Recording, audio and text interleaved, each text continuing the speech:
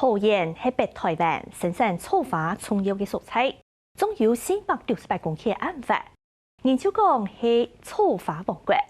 同面对气候变迁同农业欠供的问题下，桃园区农改场长期研发新的技术，希望同农友添上工。尤其20几年内，讲因为智慧农业有盤發入閘，但因為智慧化公開內同，省水省工還增加成能。記者宋英娥蔡依松嘅報道。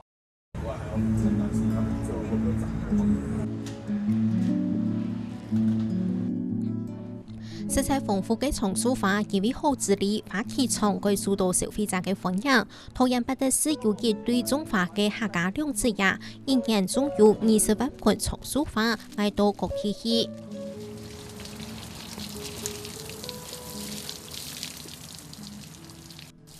菊花淋水3年工，淋水係種植物當中最困難嘅其中一項事。水冇淋好，又會鐵多，又會鐵少，盆花上來就會將處所長更多。如果他會澆水的師傅啊，他的花每一棵都一樣高，很平整。但剛開始的新手都不會澆水，所以往往邊邊澆不到水，所以就變成饅頭，中間就會很高，邊邊就會很矮，會這種狀況發生。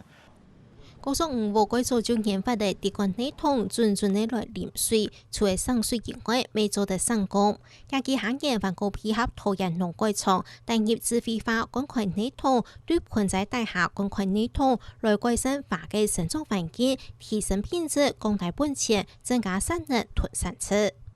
它省非常多的那個資源，包含省水、省肥、省力嘛，對不對？提高品質，然後降低病蟲害，所以它也可以節省這個農藥的使用量。這樣，其實像我用土壤濕度的 sensor 的話，它就可以感測說這一區這3床的話，它的土壤濕度是多少。那如果說它平均值過低的話，那就可以直接啟動灌溉，它就不需要一床一床去尋說我要這床需不需要灌。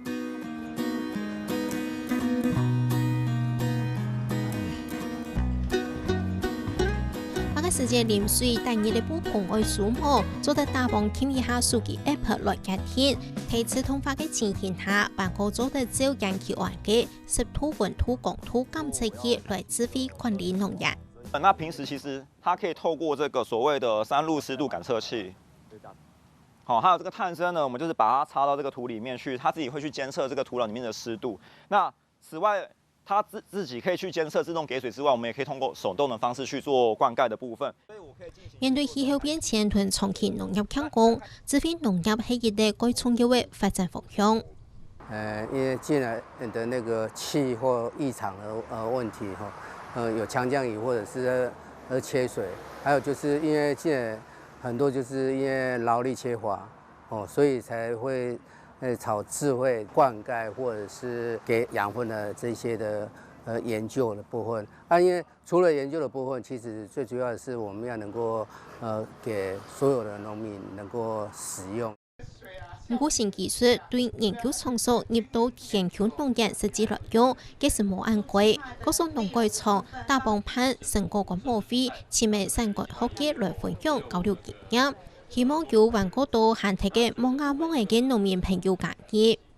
一個好的技術要給農民使用的時候，其實是在改變他們的一個管理模式。如果沒有用好的話，反而容易造成他一個損害。好，那這個是對他講是一個很大的風險。所以這裡面我們就必須要透過很長時間的去輔導他，教他怎麼用。廣大專業智慧農業運用嘅標準，未上嘅到農民用一扎就家用嘅改到100幾天內桶，但係農民實下來起講改正就唔是按上路徑。同時操作內桶沒鬼簡單，是因為現在大部分的人都會使用 LINE 來做通訊，對，所以對於農民或是那個一般民眾來講，他的學習成本最低，他可以不需要再額外學習新的 APP 或者是網頁，然後對他操作上最簡單、最直覺。沒有業者推出環高便宜的智慧農業產品，按你本錢就唔是按出，會向農民來用。看得到了，這樣一套還不到1萬塊。這個跟以前來講，動軋2、3萬差很多。對啊，也是因為那個技術的慢慢的一些推陳出新，所以做久了就會有經驗，然後當然就可以改良得比較好一點。